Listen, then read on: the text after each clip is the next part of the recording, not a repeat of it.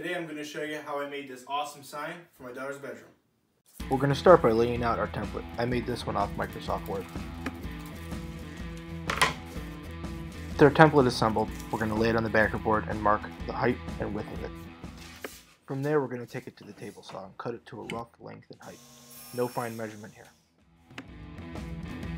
One more shot to make sure everything fits well, and then it's on to contact adhesive. To use it, spray it on both sides, wait a couple seconds, and then simply attach it like so. With our template attached to the backer board, it's now onto the bandsaw, where we're simply going to cut off some of the excess wood. This makes the job a lot easier for the scroll saw.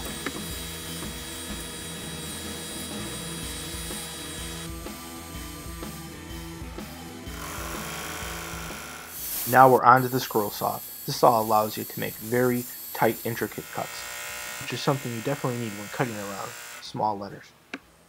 It's coming out great so far. Because every saw leaves rough edges, it's imperative that we go to the sander and sand them down to have a nice smooth finish. With everything cut out, we no longer need the template, so we're going to sand it off. The sander I'm using here is called a Festool Rotex, and it's great for a job like this. It's safe to say this project's ready for paint now. Because MDF will soak up your paint like a sponge, we're going to start with a nice coat of primer first. With the primer dry, we're going to put our top coat on.